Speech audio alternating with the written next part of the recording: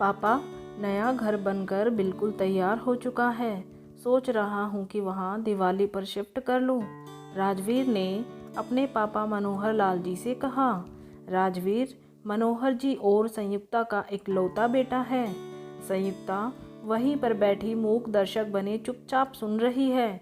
पिछले कुछ दिनों से उसने किसी भी बात पर रिएक्ट करना छोड़ दिया था। नए घर की उमंग में राजवीर और उसकी पत्नी सोनल दोनों बेहद खुश थे। राजवीर बहुत बड़ा अफसर है। सोनल भी अमीर खानदान से ताल्लुक़ रखती है। मनोहर जी ने अपने घर को बहुत चाव से बनाया था। कोठी, बाग बगीचा सब कुछ था। परंतु जब राजवीर ने कहा कि उसने भी एक घर का सपना देखा है, अपने घर का, ये सुनकर मनोहर जी आश्चर्यचकित रह गए थे। अपना घर? तो ये किसका घर है? नहीं पापा, ये घर आपका है। मैं अपने घर को अपनी मेहनत से बनाना चाहता हूँ।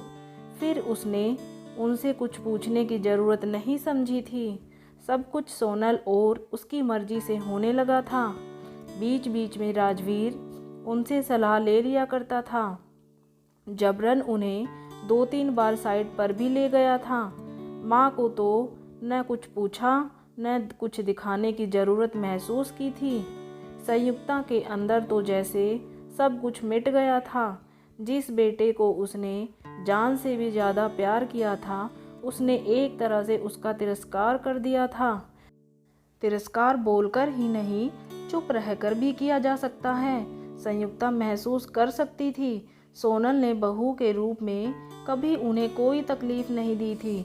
अमीर घर की बेटी होने के बावजूद उसका व्यवहार बेहद संस्कारी और संयमित था। 5 साल का गोलू और सोनल घर की रौनक थे। संयुक्ता ने कभी भी सोनल के साथ बुरा बर्ताव नहीं किया था। गोलू में तो संयुक्ता की जान बसती थी, पर संयुक्ता बेटे के व्यवहार से बहुत आहत हो गई थी। कभी कभी मनोहर जी से अकेले में बात करते हुए पूछती कि ये मुझे मेरे किन पापों का फल मिला। एक ही बेटा, वह भी घर छोड़कर चला जाएगा। गोलू और सोनल ये कहते कहते उसके आंसू निकल आते थे। मैंने तो अपने सास ससुर की दिल से सेवा की, कभी उनका दिल नहीं दुखाया। अम्मा जी ने तो अंतिम समय में मेरे सिर पर हाथ रखकर आशीर्वाद दिया था कि ईश्वर हमेशा तुझे खुशी देंगे। फिर पता नहीं हमारे परिवार को किसकी बद्दुआ लग गई। धीरे धीरे दुख मनाकर उसने अपने दिल को समझा लिया था।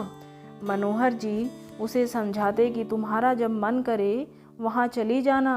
बेटे की तरक्की पर दुख नहीं मनाते, खुश होते हैं। सोनल और राजवीर एक एक चीज़ें चुन चुन कर ला रहे थे। मनोहर जी को बेटे से दूर होने का दुख था, पर उन्होंने जाहिर नहीं किया। वो उसे महसूस कराते कि वो उसकी खुशी में खुश हैं। आज धनतेरस है। गृह प्रवेश की सारी तैयारियां हो चुकी हैं। राजवीर और सोनल नए घर की खुशी में बेहद उत्साहित थे। राजवीर सुबह सुबह नए कपड़े लेकर माँ पापा के रूम में आया। पापा के लिए खूबसूरत सिल्क का कुर्ता बंद गले की जैकेट के साथ और माँ के लिए बेहद सुंदर सिल्क की साड़ी, मम्मी के पसंदीदा हरे लाल रंग की।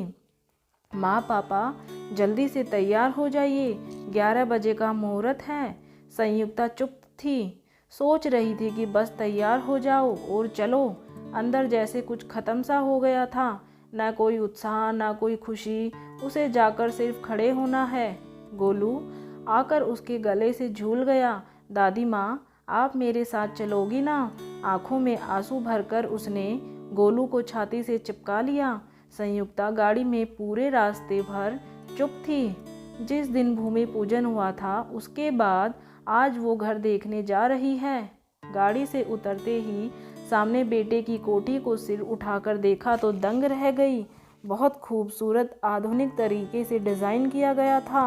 आओ माँ, बेटे ने माँ का हाथ पकड़ लिया। महीनों बाद उसने कुछ कहा। संयुक्ता सोच रही थी कि आज नए घर की उमंग में अपनी माँ से अबोला ख़त्म कर रहा है। घर के मेन गेट पर नेम प्लेट देखकर संयुक्ता स्तब्ध हो गई। संयुक्ता, मनोहर निवास। उसका दिल बहुत तेज से धड़क उठा। बेटा, माँ के चेहरे के भाव पढ़ने की कोशिश कर रहा था। अंदर सोनल खड़ी मुस्कुराई। आइए माँ, आपके नए घर में आपका स्वागत है। ये लीजिए आपकी अमानत। सोनल ने घर की चाबियाँ संयुक्ता के हाथ में रख दी। बेटे ने माँ का हाथ चूम लिया। माँ, अपने नए घर में भगवान के लिए भोग अपने हाथ से बनाओ, पर प्रसाद मेरी पसंद का होगा। संयुक्ता समझ ही नहीं पा रही थी क्या बनाऊं। संयुक्ता की आंखों से आंसू टपक पड़े। हलवा बनाऊंगी मेरे कान्हा जी की और तेरी पसंद का। पहले अपना और पापा का रूम तो देख लो माँ। संयुक्ता को लगभग खींचते हुए रूम में ले गया। संयुक्ता देख रही थी उस रूम में सब कुछ उसकी पसंद का है। पापा के लिए रॉकिंग चेयर, उसके लिए सामने से खुलने वाली खिड़की, सुबह सुबह सूर्य की पहली किरण के दर्शन, सूर्य भगवान को नमन करना, ये उसका सपना था जिसे वह कभी राजवीर से कहा करती थी। बाहर तुलसी जी का चोरा जैसे वो हमेशा चाहती थी। अरे, ये तो उसका लगाया हुआ मनी प्लांट है। इसके लिए वह कितना परेशान हुई थी। माली ने उसे उखाड़ कर गुड़हल लगा दिया था तो उसने माली को कितना डांटा था। तो मेरे बच्चे को सब कुछ याद था। उसका मन पुलकित हो उठा। कमरे की एक एक चीज़ को छूकर देखती रही। माँ, आपने क्या सोचा था? आपका राजा बेटा आपके बिना खुश रहेगा? सोनल मुस्कुराती हुई कह उठी। माँ, आपका बेटा तो मेरे गोलू से भी छोटा है। माँ, राजवीर ने संयुक्ता को बाहों में समेट लिया। आपके संस्कार इतने कमज़ोर नहीं हैं। आपने क्या सोचा कि आपका बेटा आपको और पापा को यूं ही अकेला छोड़ देगा? नहीं माँ, वो घर मेरा है जो पापा ने मुझे दिया है, और ये घर आप दोनों का है जो मैंने आपको दिया है। मनोहर जी आश्चर्यचकित थे। पर बेटा, परिवार तो 2 हिस्सों में बंट जाएगा ना? कैसे बटेगा पापा?